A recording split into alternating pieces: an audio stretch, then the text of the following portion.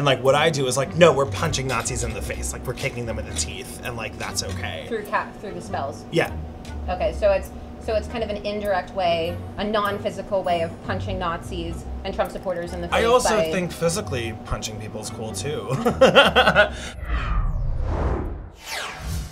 So we literally just went inside a witchcraft shop where they're having a Donald Trump hex event tonight, right around the corner. And I spoke to the manager, the co-owner of the store, and he didn't even notice that I was wearing this Make America Great Again shirt. So we're about to go in and watch them perform this hexing ritual on Donald Trump. So would you consider yourself to be a witch?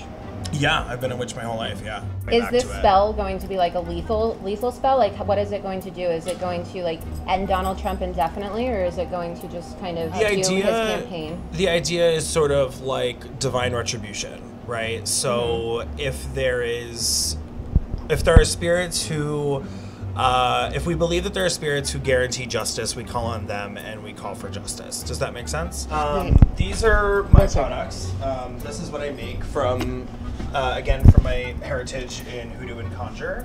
Some of the other things that you'll see around the shop that are kind of, obviously crystals are super popular, and one of the things that bring people in, but then also juxtaposed against, like, we have authentic, like, southern chicken feet charms. So what goes into the hex today to curse Donald Trump? Well, the idea is based off of a really actually ancient practice. It's the Psalms of the Bible. So we believe in hoodoo that the Bible's a spell book, basically, right? So we use the Psalms as individual spells.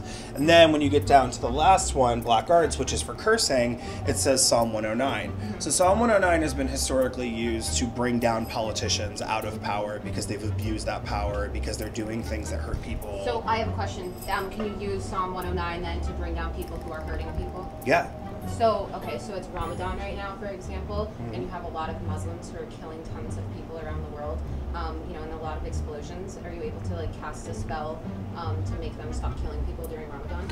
Well, with Psalm 109? I think one of the issues I would have with how that was phrased was only that, like, it's not Muslims killing people, it's people killing people. Well, Christians keep... Islamists, right? Right, but Christians kill people all the time, and we see them as people. Yeah. Like Timothy McVeigh blew up the Oklahoma City. Just in the month so far, within, I don't know, what is it, June 10th, 11th or so? There's been over like 1,000 deaths so far just this month. Right. By Islamists. So is there a spell that we could, possibly do today to stop Islamists from killing people during Ramadan? That isn't a spell I'd be interested in doing now. Oh, why is that?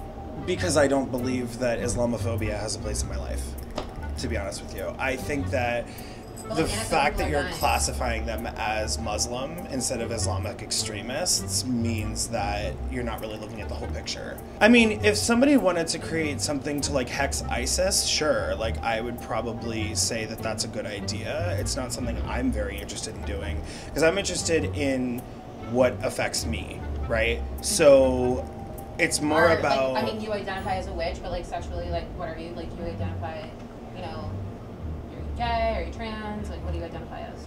Well, I'm trans and I'm queer, yeah. Trans and queer. So yeah. I would say that ISIS directly affects you, right? Because they throw gays and queers off buildings. So wouldn't you want to cast a spell on them to maybe like change that aspect of your life? I mean, I'm in the middle of like, I'm gonna hex a guy who actively wants to strip me of anything resembling human rights in America. So I feel like I'm attacking the face that faces me. Does that make sense? So I think the trans guy finally realized that I was wearing a Trump shirt and that I am a Trump supporter and I was, just trolling his shop. And he said, I don't have to give you service because it's my store. If I don't want to give you service, I can decline you service. Hey, so I discussed it with some of the people who were in attendance and they actually felt really uncomfortable with the line of questioning that happened. Oh, okay. So we would just actually rather not. But it's kind of funny because it really reminds me of that, that baking scandal with the gay couple, how the owner said, I don't want to bake you a cake, it's my store and I don't have to give you access or bake you a cake. So these people are just very hypocritical. They have no principles. They like to criticize the right and they like to criticize Donald Trump and Mike Pence, but when you flip it on them, they just don't know how to respond. It's just pure hypocrisy.